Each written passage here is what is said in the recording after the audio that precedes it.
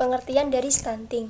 Stunting merupakan manifestasi sebagai akibat lebih lanjut dari tingginya angka berat bayi lahir rendah atau disingkat dengan BBLR dan kurang gizi pada masa balita serta tidak ada pencapaian perbaikan pertumbuhan yang sempurna pada masa berikutnya.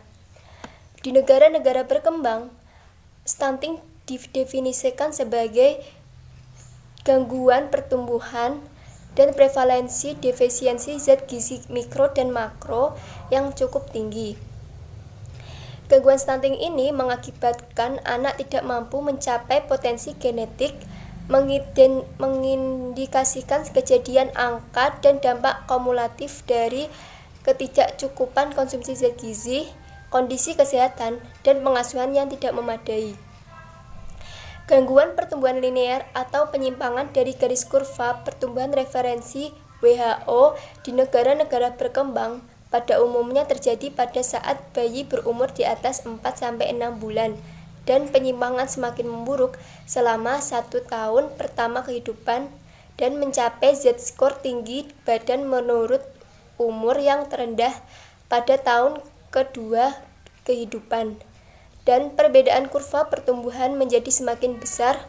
Setelah umur 24 bulan, kurva pertumbuhan akan mendatar pada Z-score yang rendah. Epidemiologi stunting masih tergolong tinggi secara global maupun di Indonesia. Hasil riset kesehatan dasar atau Riskades 2018 menyatakan bahwa masih ada 30,8% balita di Indonesia mengalami stunting. Stunting diperkirakan dialami oleh 21,9% balita atau 149 juta balita di seluruh dunia pada tahun 2018. Di Asia Tenggara diperkirakan sekitar 14,4 juta balita mengalami stunting. Walaupun jumlahnya menurun dari tahun sebelumnya, WHO tetap menyatakan bahwa apabila prevalensi stunting di atas 20%, maka masih tergolong tinggi. Stunting bukan merupakan penyebab dari kematian. Mortalitas stunting berhubungan dengan penyakit penyertanya.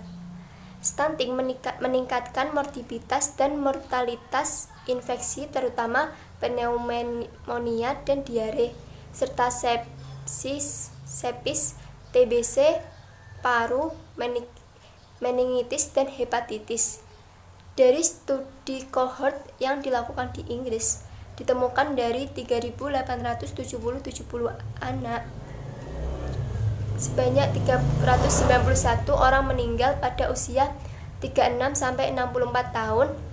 Anak yang pendek memiliki mortalitas yang lebih besar 30-60 tahun kemudian. Assalamualaikum warahmatullahi wabarakatuh. Perkenalkan, nama saya Lulu Zakiyah. Di sini saya akan melanjutkan materi, yaitu tentang faktor penyebab stunting. Untuk faktor penyebab stunting itu ada 4. Yang pertama itu rendahnya asupan gizi 1000 hari pertama kehidupan. Yang kedua, buruknya fasilitas sanitasi. Yang ketiga itu ada minimnya akses air bersih. Dan yang terakhir itu ada kurangnya kebersihan lingkungan. Sejak bayi lahir, tentunya nutrisi yang diperoleh itu sangat berpengaruh terhadap pertumbuhannya, termasuk berpengaruh risiko terjadinya stunting. Maka dari itu, harus adanya IMD atau inisiasi menyusui dini, pemberian ASI eksklusif, serta WHO itu menyarankan untuk tidak melakukan penyapian dini, setidaknya menyusui bayinya itu hingga usia 2 tahun. Dan yang kedua itu buruknya fasilitas sanitasi. Nah, sanitasi yang buruk itu biasanya menyebabkan penyakit infeksi seperti diare dan cacingan. Penyakit infeksi tersebut dapat mengganggu penyerapan nutrisi pada proses pencernaan sehingga berat badan bayi itu bisa turun. Jika kondisi tersebut terjadi dalam waktu yang cukup lama dan tidak disertai dengan asupan yang cukup, maka proses penyembuhan dapat mengakibatkan stunting. Yang ketiga itu ada minimnya akses air bersih. Anak yang sulit mendapatkan air bersih itu dapat mengalami diare berulang kali. Padahal saat diare ada banyak cairan dan mikronutrien yang terbuang dari dalam tubuh anak tersebut. Salah satunya zinc. Jika kekurangan zinc pada anak dapat menyebabkan stunting juga. Terakhir itu ada kurangnya kebersihan lingkungan. Kebersihan lingkungan itu menjadi penyebab tidak langsung dari stunting. Contohnya, ketika ada perokok di rumah, maka dapat meningkatkan resiko terkena infeksi pernapasan. Seperti yang diketahui, stunting itu bisa terjadi tidak hanya karena kekurangan nutrisi, namun juga bisa menyebabkan penyakit infeksi yang berulang-ulang. Untuk selanjutnya itu ada dampak stunting. Untuk dampak stunting itu dibagi menjadi dua, yaitu dampak jangka panjang sama dampak jangka pendek. Untuk dampak jangka panjang itu yaitu ada postur tubuh yang tidak optimal saat dewasa atau lebih pendek dibandingkan dengan bayi pada umumnya. Dan yang kedua itu meningkatnya resiko obesitas dan penyakit lainnya. Yang ketiga itu ada menurunnya kesehatan reproduksi, dan yang keempat itu ada kapasitas belajar dan performa yang kurang optimal saat masa sekolah. Yang terakhir itu ada produktivitas dan kapasitas kerja yang tidak optimal.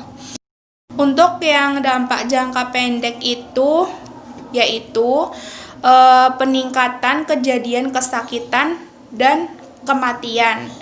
Yang kedua itu ada perkembangan kognitif, motorik, dan verbal pada anak yang tidak optimal.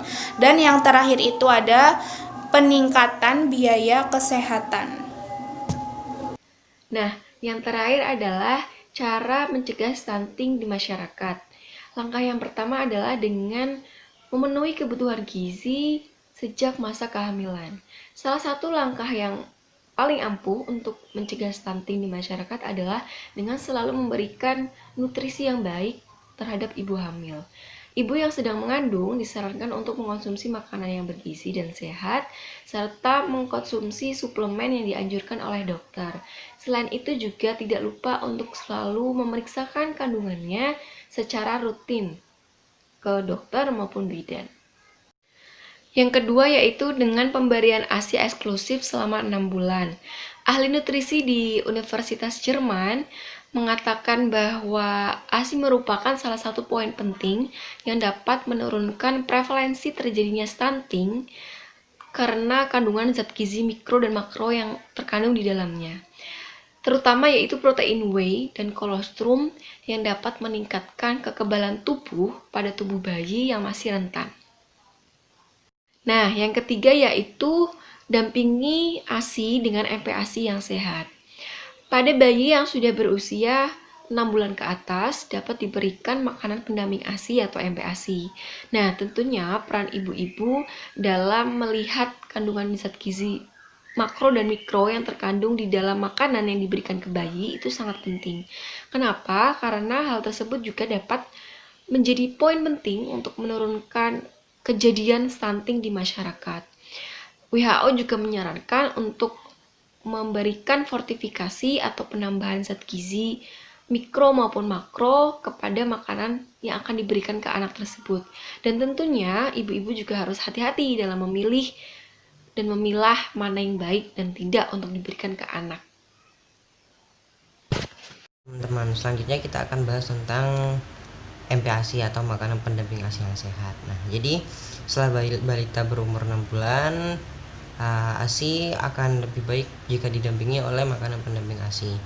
Nah, makanan pendamping ASI ini direkomendasikan oleh WHO untuk adanya fortifikasi. Karena apa? Karena kebutuhan seorang bayi atau balita itu sangat kompleks ya. Nah, fortifikasi ini tidak semena-mena sembarangan ya, tapi harus difikirkan matang-matang karena sesuatu hal yang berlebih itu juga tidak baik, seperti itu. Nah, yang selanjutnya itu adalah mengontrol atau melihat secara keseluruhan tentang tumbuh kembang anak. Nah, jadi ini adalah tugas orang tua. Tugas orang tua di mana Kementerian Kesehatan dengan Posyandu, dengan program Posyandu sudah memberikan solusi sebenarnya agar lebih mudah untuk melihat tumbuh kembang anak.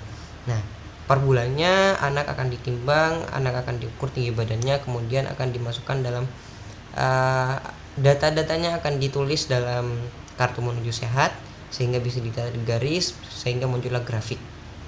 Nah, grafik yang baik itu adalah yang tetap pada skalanya. Misal di zona hijau dia akan tetap di zona hijau, di zona kuning dia akan tetap di zona kuning.